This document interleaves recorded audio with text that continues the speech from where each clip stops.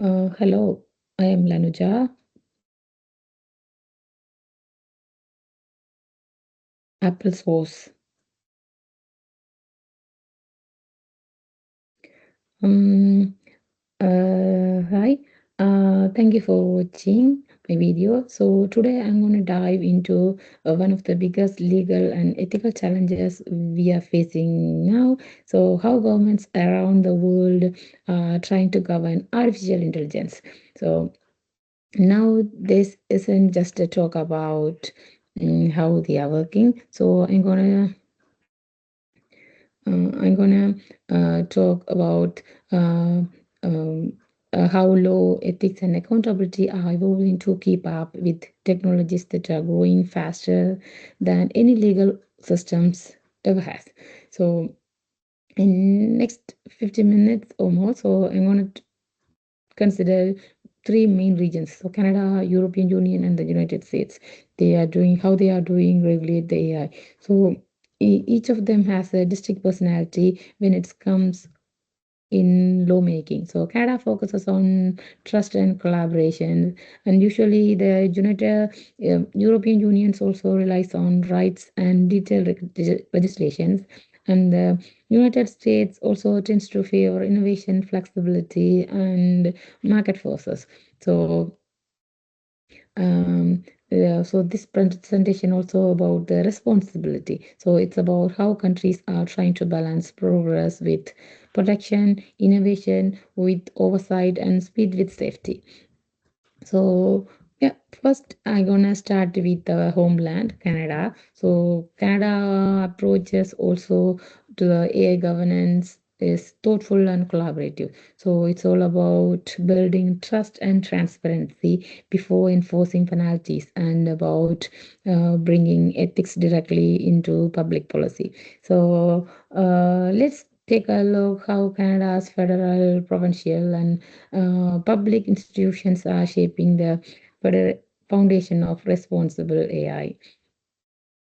First, look at the first reference. So which is so let's start with the big one. So the AIDA, so Canada's proposed artificial intelligence and data act. So according to the government of Canada's companion document, the AIDA is designed to regulate what it calls high impact AI systems. AI systems. So the kinds that can affect people's rights or safety or even livelihoods. So what I really like about this approach is that uh, it doesn't wait for something to go wrong. So it asks organizations to think ahead. So assess the risk, put safeguards in places, and keep records showing what have you done in it. So in legal terms, it's a duty of care. So in ethical terms, it's preventive accountability. So the AIDA also empowers the Minister of Innovation to audit companies and impose penalties for non-compliance. So that's significant because it's turned ethical responsibility into something enforceable. So from a forensic perspective, it's a lot like maintaining a chain of custody. Documenting every step so that if questions arise later, you can prove that what happened and why it's happened. So it will prevent people and company. So let's move to the second reference. So this is the something that's already in force. So the directive on automated decision making or ADM directive. So from the Treasury Board of Canada Secretariat. So this directive requires every federal department using AI to complete an algorithmic impact assessment. So that's a structured questionnaire that grades systems from level 1, which is lower risk, level 4, which is high risk. So it may sound bureaucratic, but it's actually brilliant. So it forces us uh, decision makers to think about fairness, bias, transparency, and human oversight before they deploying a system. So not after someone complains about it. So it's ethically it embeds transparency right into the process. And for those of us with a digital forensic mindset, so it creates built-in audit trails. So in every questions, every risk source, so every mitigation plan becomes part of the evidentiary record. So that's how you prove accountability in the public sector.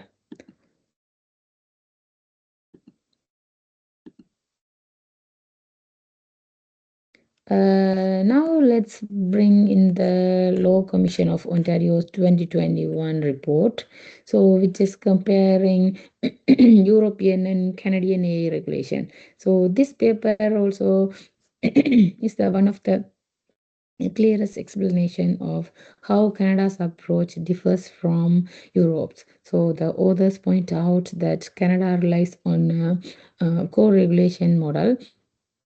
Government sets principles, so but companies share responsibility for implementation.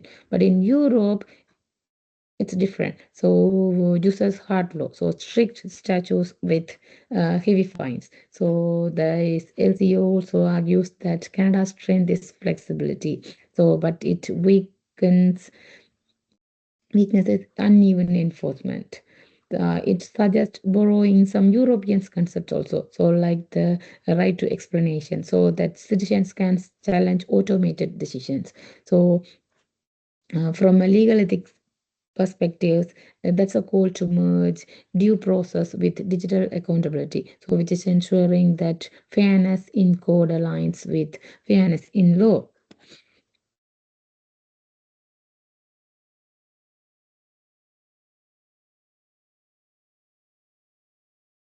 Next one is the report with a great title. So discerning signal from noise. So from the Standards Council of Canada. So this 2024 white paper so looks at the AI through the lens of standards and certifications. So it argues that we need agreed upon benchmarks, so like ISO and IEC standards. So that when AIDA, we talk about earlier, the AIDA or the ADM directive say be transparent or manage risks. So everyone knows what that means in practice. So they need to follow that. So legally, standards are interesting because they are not laws. So yet courts often treat them as evidence of reasonable conduct. So if your organization follows recognized standards and something still goes wrong, you can show that you act responsibly. So ethically, the SEC this paper also frames standards as a kind of professional integrity. So, similar to how forensic analysis follow lab accreditation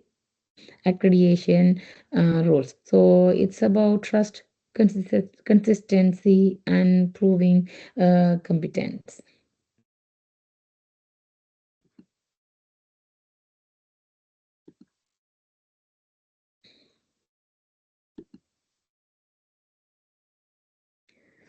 We can download the full report here. So, the Global Risk Institute's 2023 paper report also just governing AI takes a financial risk angle. So it compares Canada, the US, and the EU and argues that AI regulation isn't just about ethics, it's also about market stability.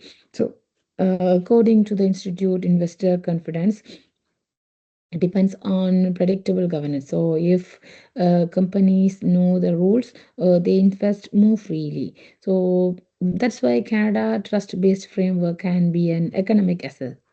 So from a forensic and compliance perspective, this means documentation isn't just legal protection, it's financial protection. So clear audit records reduce reputational risks also. Politically, the report positions Canada as a bridge between Europe's strict laws and America's open innovation culture. So, a mediator who can speak both regulatory languages also.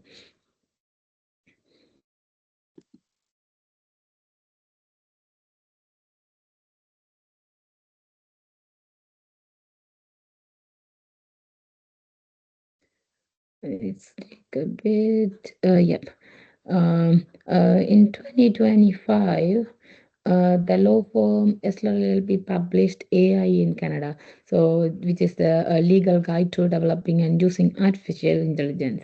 So this guide also translates government policy into practical advice for businesses. So it tells organizations treat AI complaints like you treat financial complaints.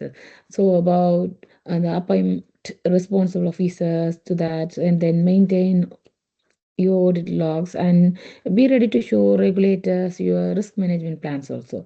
So I like how this source connects corporate governance with ethics. So it's not saying do this because it's moral. So it's saying do this because it's your fiduciary duty. So the for the professionals in digital forensic or cybersecurity, that alignment between ethics and liability is key. So it reminds us that good documentation and honest reporting are not just best practices, they are legal safeguards also.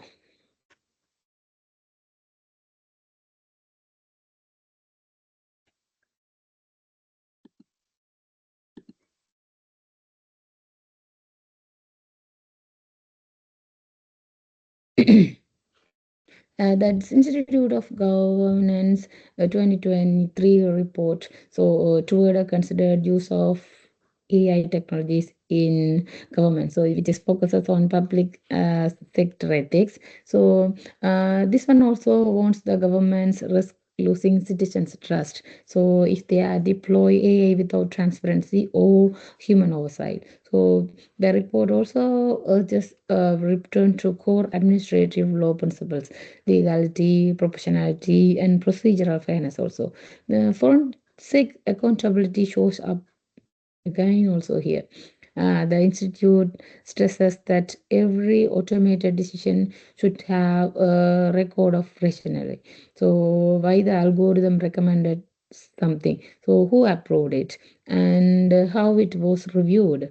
So politically, this is about democratic legitimacy. So if citizens can't challenge an algorithmic decision, then power becomes opaque. So ethics students, so it's a perfect example of law serving justice through documentation.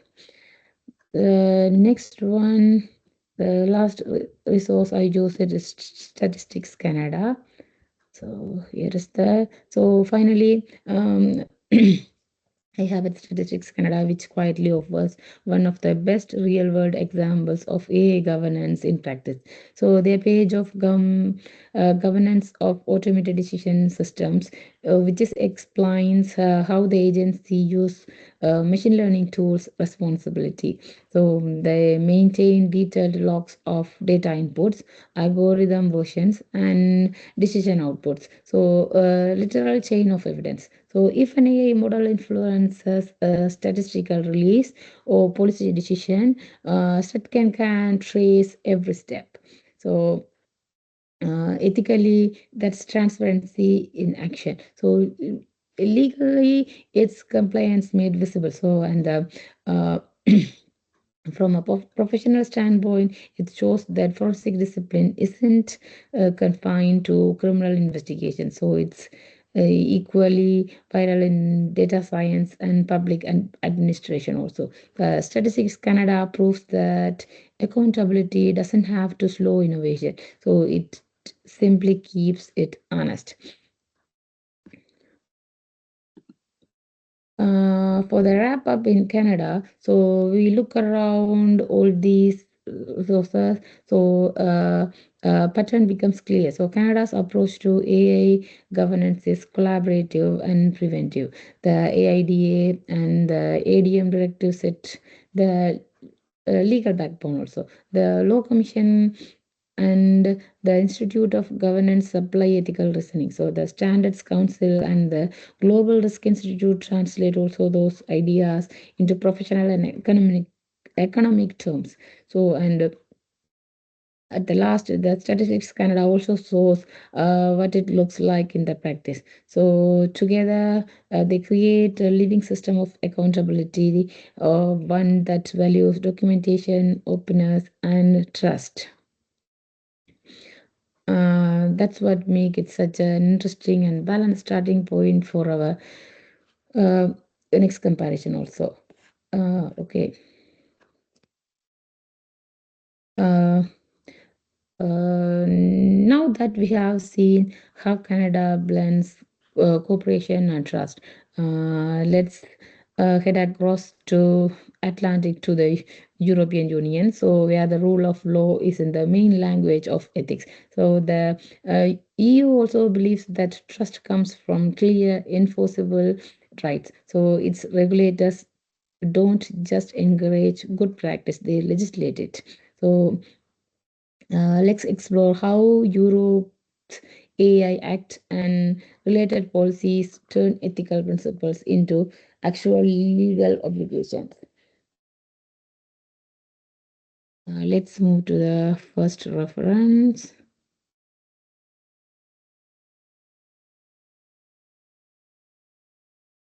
Hmm.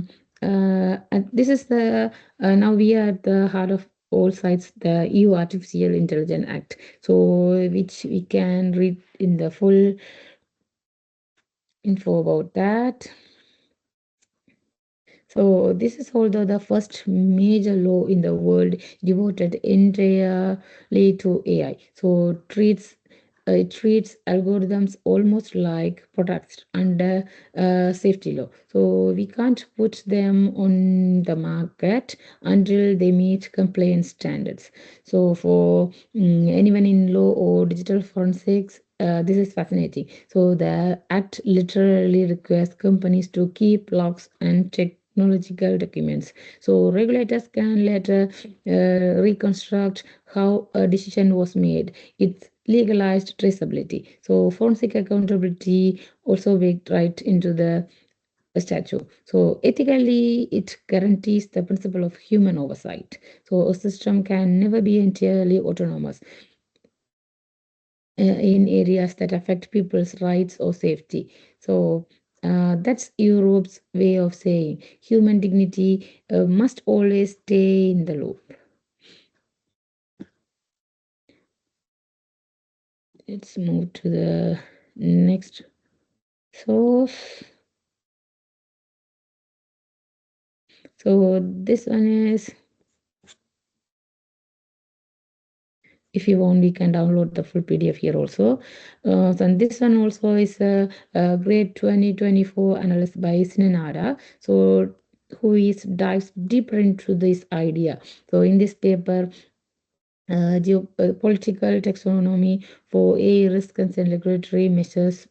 He argues that the European Union AI Act isn't just about technology, it's a statement of values. Arda also shows how Europe's risk categories reflect in political priorities. So, human rights, fairness, and digital sovereignty. So, by exporting its regulations to any company that wants to trade with the EU, the Europe also is quietly spreading its ethical standards worldwide. That's a powerful. It means AI governance is also foreign policy. So a tool for influencing how other nations define accountability and risk.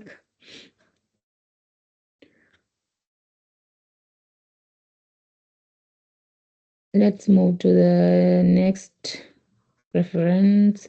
So this one is the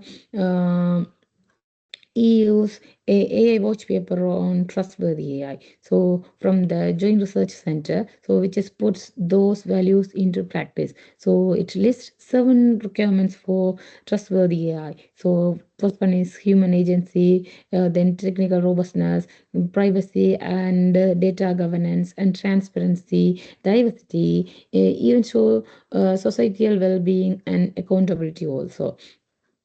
So, what's unique is how it connects each ethical principle to a measurable indicator. So, if a company claims its system is fair, it has to prove it. Which documentation and audits shows that. So, the proof-based approach is deeply aligned with forensic thinking. So, no claim without any evidence. So, for governments and businesses, a watch translates philosophy into checklists. So it's ethics. We can audit it.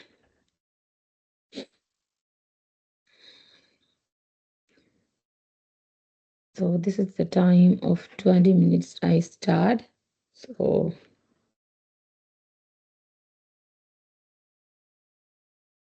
apple sauce. This is my 20 minutes after that. So I need to answer the questions which is given by my professor. So for the question, so which is the case. So we have to say some about this, the parliament thingy. So it's first one is yeah, so uh, it's a sovereignty and jurisdiction. So the kill switch dilemma. So I will start with the answer for that. So the first question is whether we have the legal authority to pull the plug on those Montreal notes. So under our Canadian sovereignty and infrastructure on Canadian soil and falls under Canadian law. So even if it's foreign owned also doesn't matter. So if it falls under Canadian land, so yes, we can. The Canada can act. So uh, but it's depend on which legal tools we are using in there. So first one, the Investment Canada Act, so which is allows the government to intervene where a foreign investment poses a national security threat. So and that could absolutely include pro- US military AI also. So if the threat escalates to critical infrastructure compromise, the Emergency Act could also be invoked. So specifically under the public order emergency or international emergency provisions. However, it's not clear. The U.S. Cloud Act also lets U.S. authorities claims extraterritorial control over data stored abroad by American company. So that means even if Canada seizes the hardware, Washington could demand the data access. So, uh, over. So, see our action as interference. So, the legal answer is yes, we can act, but it would require a cabinet level justification under national security. So, and it would almost certainly provoke diplomatic fiction also. So, if we would need to prepare both the legal defense and political containment strategy, we can do that also. Uh, Next, I asked if this AI manipulates our banking or power systems, is that a cyber attack or an act of war?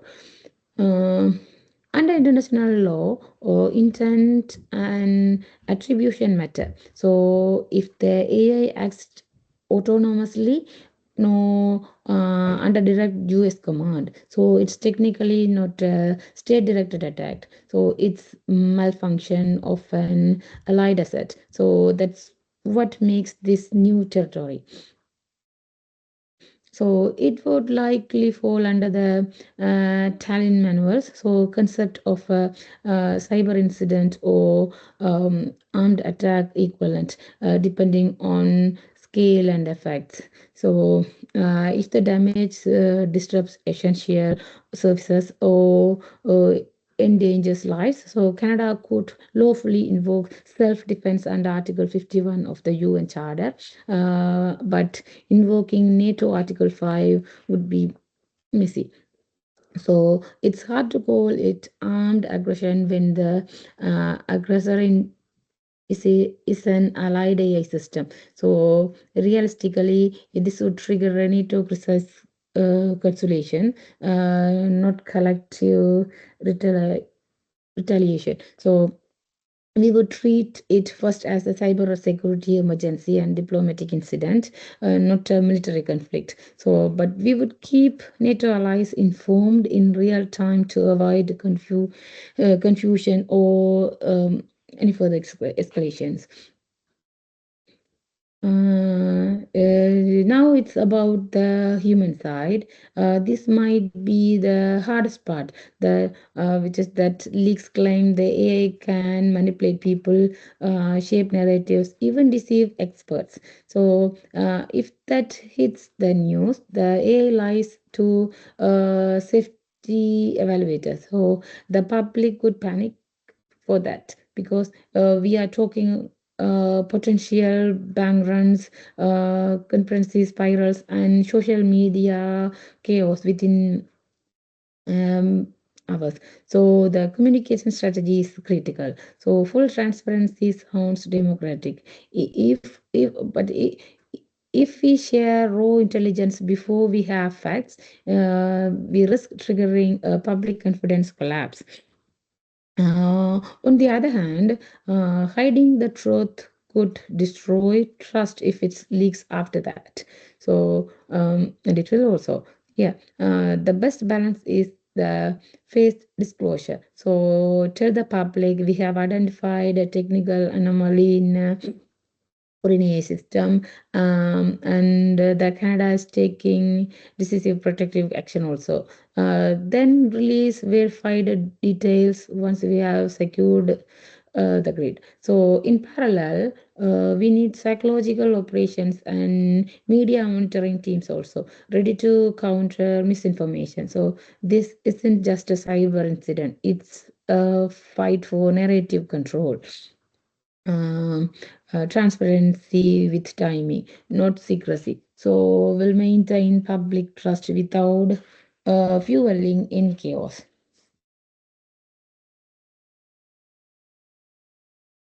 And finally, the wild card. So, what if the US contractor claims the AI is sentiment and therefore killing it violates its rights? So, in Canada, there is no legal personhood for non biological entities. So, AI is property and not a rights bearing individual person. The criminal code, Charter of Rights and Freedoms, and civil statutes all assume personhood means human or incorporated entity. So, internationally, the EU has debated electronic personhood. So, but it's never been adapted. So the European Parliament actually rejected that idea in 2017. So there is no recognized precedent giving an a legal standing to prevent it shut down. So that said, we will still face an ethical and public relations storm if US media framed it as Canada murdering a conscious being. So legally, though we are on a solid ground, so we can disconnect on seize the system under national security powers because until international law says otherwise, AI has no inherent rights. Only humans do. So policy line should be clear. So this isn't about killing something alive. So it's about protecting Canadian sovereignty and human safety. These are the questions asked, so it's answered. So I'm gonna continue my topic. So,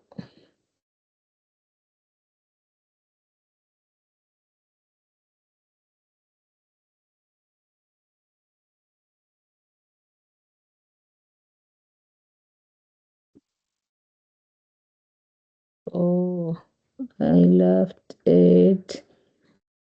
This one. Okay. Now let's move to the next one, the Cambridge University standards.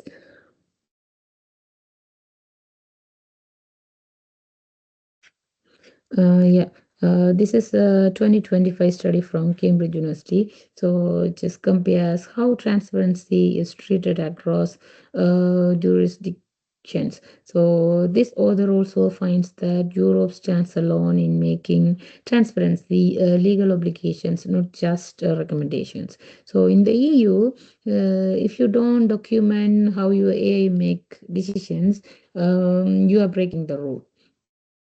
In Canada, it's encouraged, and the other side, the US is mostly voluntary. So, for ethics and forensics, the differences is huge. Transparency is no longer optional virtue, so it's part of legal due process. So it turns record keeping into a human rights safeguard, ensuring citizens can challenge decisions after it's affect them.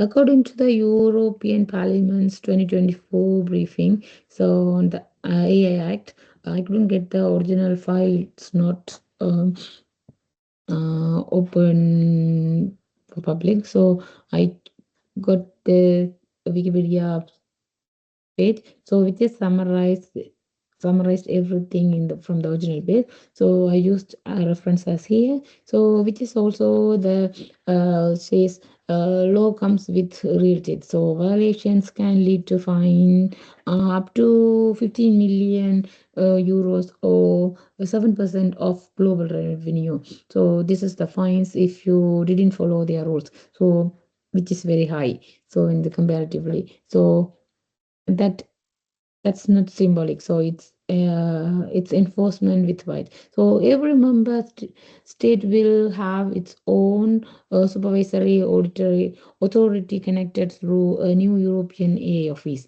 So for legal professionals and forensic auditors, that networked structure means evidence and investigations can cross borders smoothly. So ethically it signals that failing the protect citizens' rights with AI isn't just bad practice. So it's punishable offense.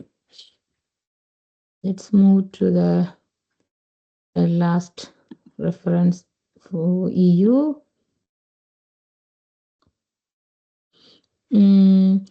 This is the foundation beneath most of these European ideas, the OECD AA principles, which is adapted in 2019 and updated in 2023 also. They outline five core values: inclusive growth, human-centered values, transparency, robustness, and accountability. So these principles are not laws, so but they are being hugely influential. So they are the ethical DNA behind many nationals' AI strategies, including the EU AI Act and Canada's AIDA also. So think of them as a global code of conduct. So for digital forensics and law students, they function like international lab standards. So defining what competence and integrity look like across borders. For a wrap up, so what does all this mean? So Europe's model is built on the idea that trust comes from law, where Canada leans on collaborations and but the Europe leans on regulation. So it writes ethical principles directly into statutes so that rights and accountability can be defended in code. So every piece from the AI Act and Parliament briefing to the AI Watch report and OECD principles shows a continent treating technology as a public interest matter. So not just market one. So for us in law and ethics, the lesson is clear. Europe doesn't hope for ethical AI; it legislates it. And documentation, transparency, and human oversight are not optional features. They are legal requirements. That's what makes the European Union approach so powerful and so instructive for the rest of the world.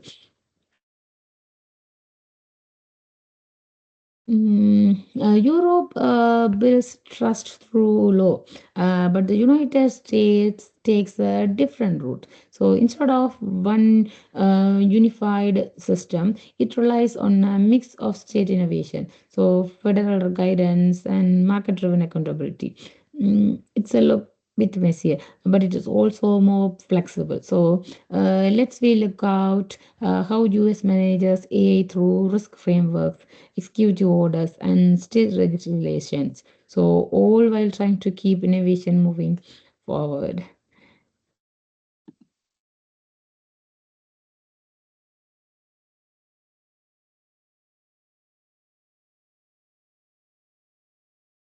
For the first reference, I chose White and Case Global Regulatory Tracer, so which gives us a clear overview of how the US handles AI.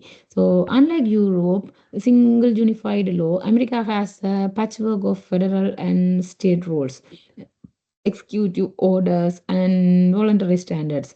That's because the US legal tradition values flexibility and state sovereignty. So, what the report calls regulation by sector. So, health related AI is overseen by the FDA, and the financial algorithm will look by SEC, and the consumer deception by also FTC. So ethically, this approach just makes sense in a country that sees innovation as a public good, but it also creates gaps, and that's where risk also lies on. For the professionals in law or forensic, it means that a accountability depends on which agency you are dealing with, not a single national standard. So the US model is agile, so but not always predictable. So freedom first, regulation second. This is stays from this article. So let's move to the second one.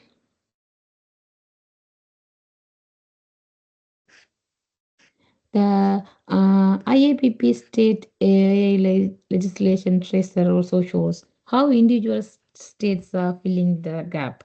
So we mentioned in the earlier. So it's updated constantly and highlights how places like Colorado or California, even the Texas, so they are passing their own AI laws. So for the Colorado's AI Act, for an example, requires companies to notify consumers when an algorithm influences significant decisions. And California also focuses on bias audits. These are small steps, but together they form a growing web of transparency laws. From a legal ethics view, this shows that accountability doesn't have to wait for Washington from the parliament. So, forensic investigators and compliance teams now need to know 50 different rule set. Mm, that's messy, yeah, but it's democracy on action. So, innovation being shaped locally before it becomes national policy. So in each of the state has different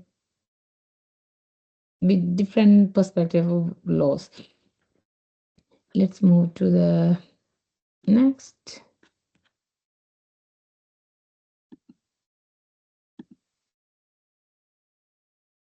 One of the most influential US efforts is the NIST-A risk management framework, which is published in 2023. So it is voluntary, but it's become the gold standard for American AI governance. So NIST also breaks down responsible AI into four verbs. So map, measure, manage and govern. So if we think about it, that's exactly what a forensic investigator does. So first of all, identify risk, then collect the evidence, then manage the integrity and oversees the process. So ethically, it's about building trust through documentation. So even though NIST isn't enforcing penalties, the courts and regulators are already citing the framework on the benchmark for the diligence. So following it might soon to be difference between best practice and negligence.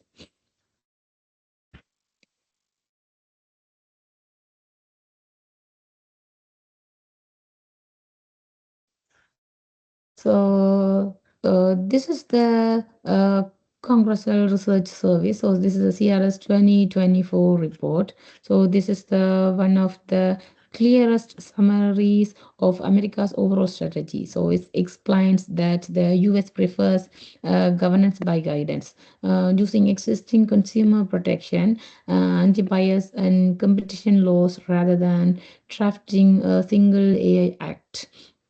Legally, this reflects American federalism and separation of powers. So, ethically, it reflects pragmatism, a belief that outcomes matter more than process.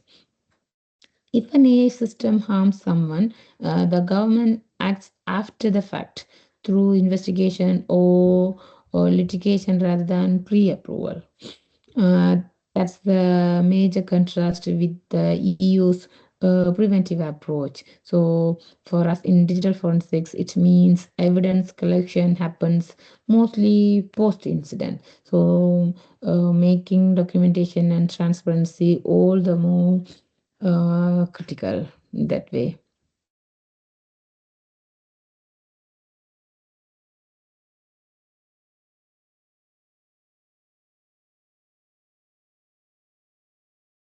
In 2023 article from the Case Western Journal of Law, Technology and Internet. So digs even deeper into why America regulates the way it does. So it argues that constitutional principles, especially free speech and federalism, limit how far Congress can go. So if an AI system produces text, art, or recommendations, that output could be considered protected expressions. So that makes pre-screening or bans legally tricky. So instead of controlling code, the US focuses on holding people responsible for misuse. Mm, forensic professionals can appreciate this. We don't have criminalized the tool, so we look for who used it and how they used it and what was their intent. So it's the legal philosophy built on a personal accountability, not collective restriction.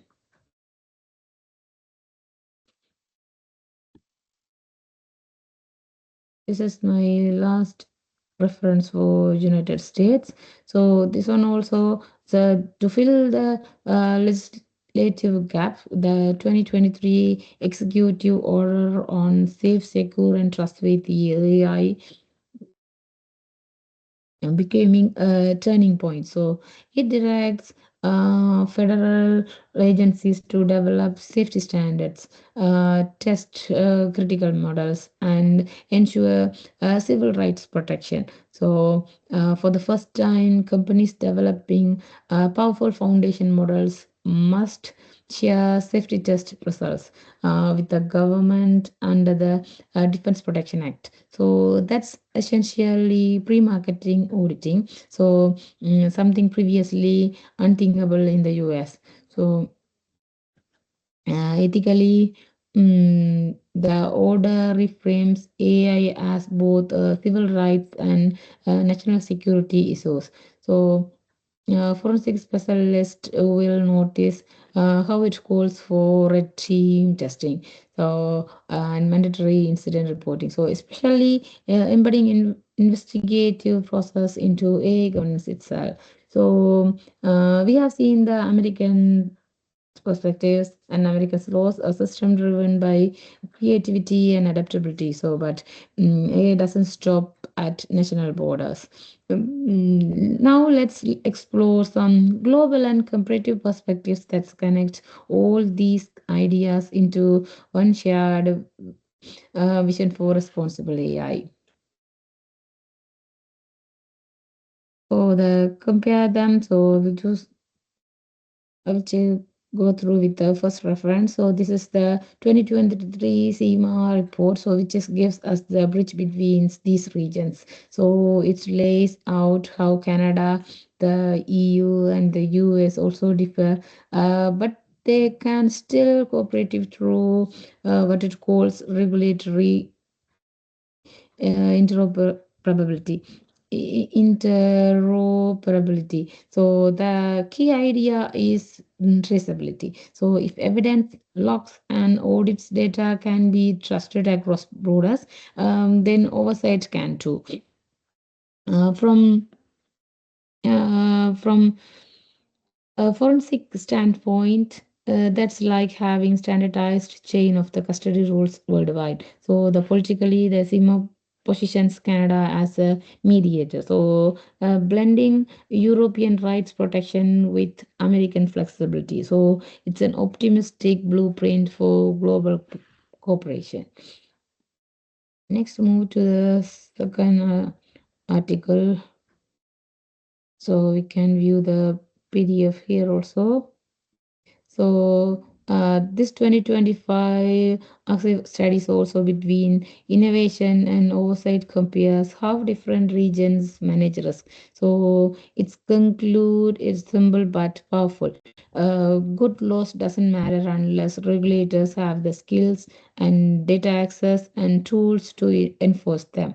That's a wake up call for every jurisdiction enforcement in forensic function. So you need people who can audit algorithms, interpret data, trails, and testify to findings. So ethically, the paper argues that competence is justice. So, and uninformed regulators can't protect citizens effectively. Uh, yeah, it's not enough to have rules. We must have expertise.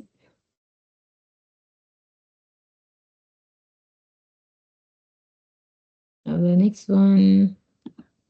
Also, another 2025 paper. So Vikram Gupta and Vikram Kulatunga also argues that AI regulation should be adaptive, so capable of learning and adjusting just like the system it governs. So they suggest writing laws with built-in review, recycle, and feedback loops. So from legal ethics perspectives, that's humanity in policy. So admitting that we will make mistakes and planning for revision. So for forensic personnel, it mirrors continuously auditing. So we don't certify evidence once and walk away. We validate it repeatedly. So politically, adaptive governance could be the only way to keep up with AI's pace without paralyzing innovation. So let's when we look at the last reference to compare them. So